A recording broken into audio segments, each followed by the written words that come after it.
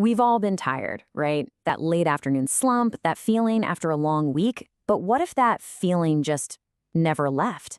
Today, we're diving into something called hypersomnia, a condition that's so much more than just being tired. It's a whole different level of exhaustion. So let me ask you this. Have you ever slept a full night? I'm talking 8, 9, maybe even 10 hours, and you wake up feeling like you've been hit by a truck? Like you haven't slept a wink? If you're nodding along right now, well, this explainer is definitely for you. So here's what we're going to cover. First, we'll break down what hypersomnia really is. Then, we'll get into the causes, walk through how it's actually diagnosed, and finally, we'll talk about how people cope with it and what the treatments look like. All right, let's jump right in.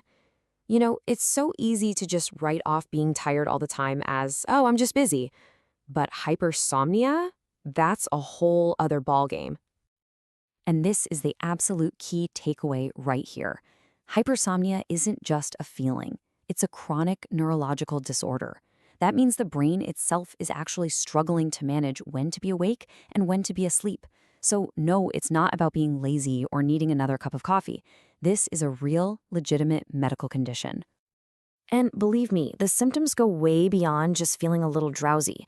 We're talking about this bone-deep, constant exhaustion. People often experience what's called sleep drunkenness. It's this intense difficulty waking up where you feel totally confused, almost like you're still dreaming. And get this, even when you do nap, it doesn't help. It doesn't feel refreshing at all. All of this can lead to that awful brain fog, slowed thinking, irritability. It can even mess with your appetite. It really seeps into every single part of your life. And this right here is where things get genuinely dangerous. Look, this isn't about just dozing off in a boring meeting. This overwhelming urge to sleep can hit you out of nowhere at any time. Just think about it. What if that happens when you're behind the wheel of a car? The consequences could be, well, they could be catastrophic. Okay, so where does all this come from? What's the root cause? Figuring that out is absolutely the first step to getting a handle on it. And generally speaking, the causes are split into two big buckets. And this is a really important difference to understand. With primary hypersomnia, the sleepiness is the problem. It's the main event, happening all on its own. It's neurological, and it's actually the less common of the two. Then you have secondary hypersomnia. This one's way more common, and here, the sleepiness is a side effect, a symptom of some other underlying issue. And when we talk about those underlying issues, the list is, well, it's pretty long. It could be another sleep disorder, like sleep apnea, or it could be tied to neurological diseases like MS or Parkinson's.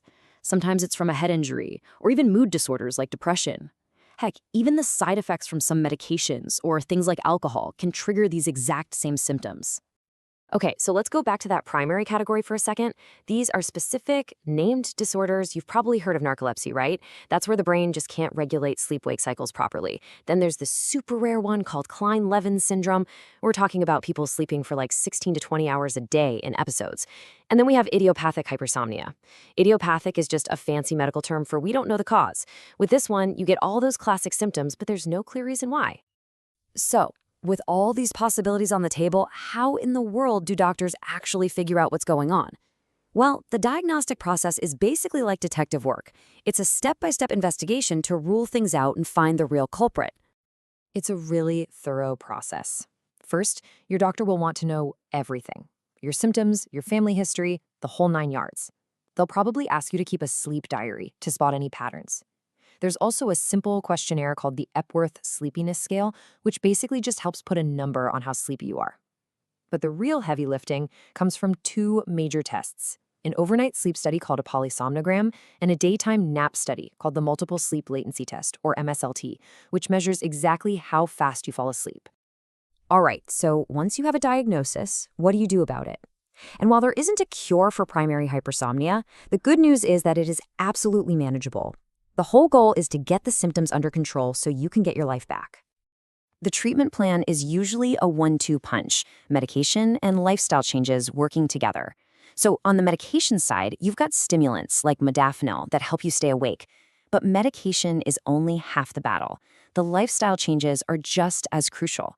We're talking about super strict sleep hygiene, same bedtime, same wake-up time, even on weekends. a healthy diet, some moderate exercise, and of course, avoiding things like alcohol or caffeine before bed. So, if there's one thing you take away from all this, let it be this. This kind of persistent, life-altering sleepiness, it's not just being tired. It's not a character flaw. It's not something you should just power through. It's a signal from your body that something is wrong and it needs attention. And that really brings us to the final thought I want to leave you with. If anything we've talked about today hit a little too close to home, either for you or maybe for someone you care about, then maybe it's time. Is it time to stop dismissing it and actually start a conversation with a doctor? Because finding out what's going on, that's the first step to getting your energy and really your life back on track.